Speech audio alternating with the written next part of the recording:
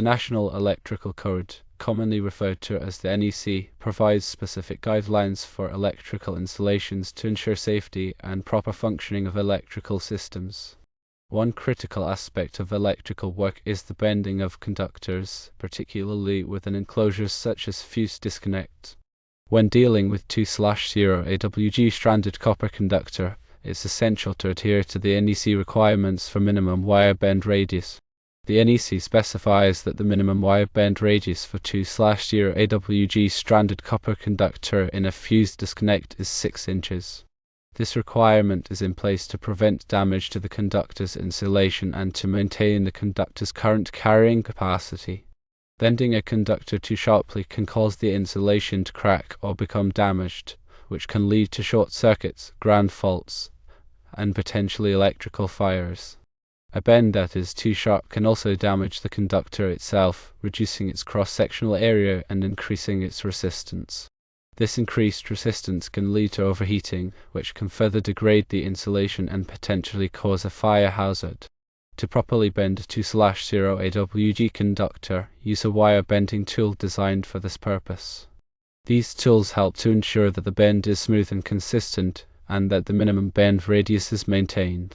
Firstly, carefully measure the required bend radius. Secondly, position the wire bending tool correctly. Thirdly, apply steady pressure to bend the conductor.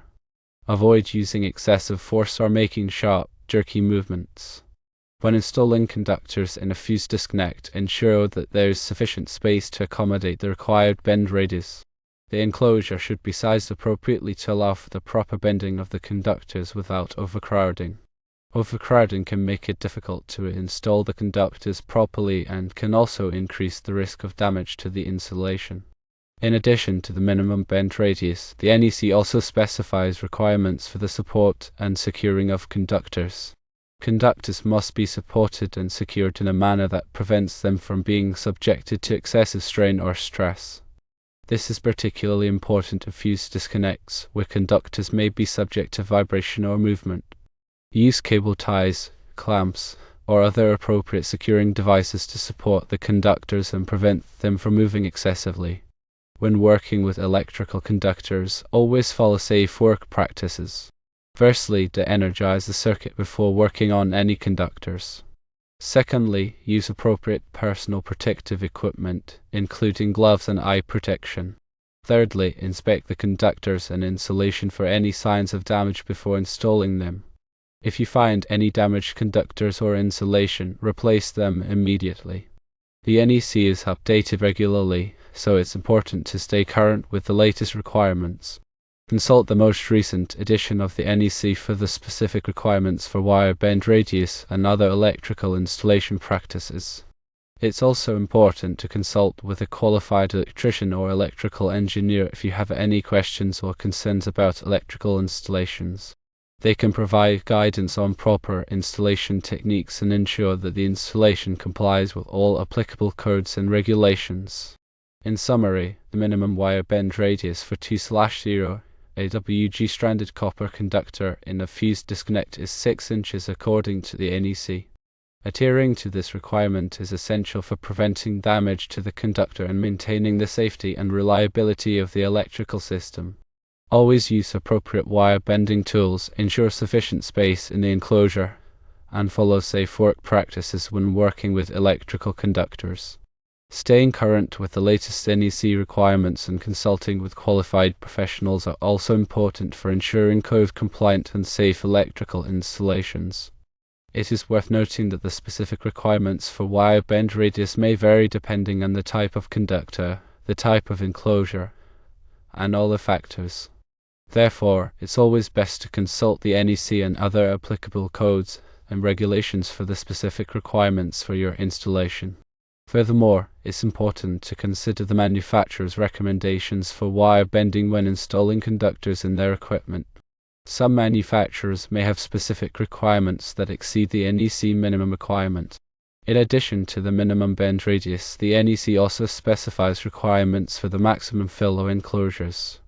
The fill of an enclosure refers to the amount of space that is occupied by conductors, connectors, and other equipment. Overfilling an enclosure can make it difficult to install the conductors properly and can also increase the risk of damage to the insulation. The NEC provides tables and calculations for determining the maximum fill of enclosures. When installing conductors and a fuse disconnect, ensure that the enclosure is not overfilled. If the enclosure is too small, use a larger enclosure or reduce the number of conductors. It is critical to ensure that all electrical connections are made properly. Loose or corroded connections can cause overheating and can lead to electrical fires. Use appropriate connectors and tools to make secure electrical connections. After making a connection, test it to ensure that it is properly tightened and that there is no voltage drop across the connection. When working with electrical systems, always be aware of the potential hazards. Electrical shock can be fatal. Always to energize the circuit before working on any conductors. Use appropriate personal protective equipment, including gloves and eye protection. If you are not comfortable working with electrical systems, consult with a qualified electrician. Remember to follow all safety precautions and to consult with qualified professionals when necessary to ensure the safety and reliability of electrical installations. In addition to the requirements for wire bend radius and enclosure fill, the NEC also specifies requirements for the labeling of electrical equipment. All electrical equipment must be labeled with its voltage, amperage, and other important information. This information is essential for identifying the equipment and for ensuring that it is used properly. When installing electrical equipment, ensure that it is properly labeled. If the equipment is not labeled, contact the manufacturer or a qualified electrician for assistance. Another crucial consideration is the proper grounding of electrical systems. Grounding provides a path for fault current to flow back to the source, which helps to protect people from electrical shock and to prevent damage to equipment. The NEC specifies detailed requirements for grounding electrical systems. When installing electrical systems, ensure that they are properly grounded in accordance with the NEC. If you are not familiar with the NEC grounding requirements, consult with a qualified electrician or electrical engineer. Surge protection is also an important consideration for electrical systems. Surges can damage sensitive electronic equipment. Surge protective devices, or SPDs, can help to protect equipment from surges. The NEC specifies requirements for the installation of SPD. When installing electrical systems, consider installing SPD to protect sensitive equipment. If you are not familiar with SPD, consult with a qualified electrician or electrical engineer. Furthermore, regular inspections and maintenance are essential for ensuring the continued safety and reliability of electrical systems. Electrical systems should be inspected regularly for signs of damage or wear. Any problems that are found should be repaired promptly. The NEC provides guidelines for the inspection and maintenance of electrical systems. When inspecting and maintaining electrical systems, follow the NEC guidelines and consult with a qualified electrician or electrical engineer. The use of proper tools is also critical for safe and effective electrical work. Use insulated tools to protect yourself from electrical shock. Use the correct size and type of tools for the job. Keep your tools in good condition. If you are not familiar with the proper use of electrical tools, consult with a qualified electrician. Remember, working with electricity can be dangerous. Always take the necessary precautions to protect yourself and others from electrical shock. If you are not comfortable working with electricity, consult with a qualified electrician. Staying informed about electrical codes and best practices is an ongoing process. Regularly review the NEC and other relevant standards to stay up to date on the latest requirements. Attend training courses and seminars to enhance your knowledge and skills. By staying informed, you can help to ensure the safety and reliability of electrical systems. It is also important to remember that the NEC is not a substitute for good judgment.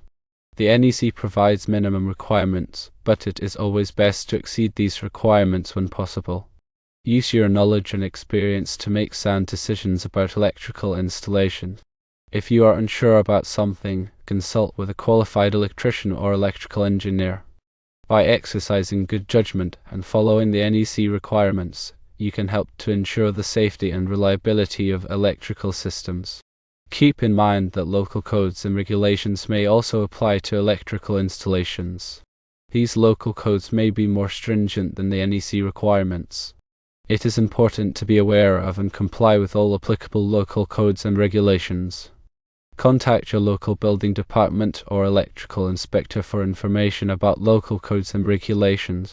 Adhering to these principles will ensure a safe and compliant electrical installation.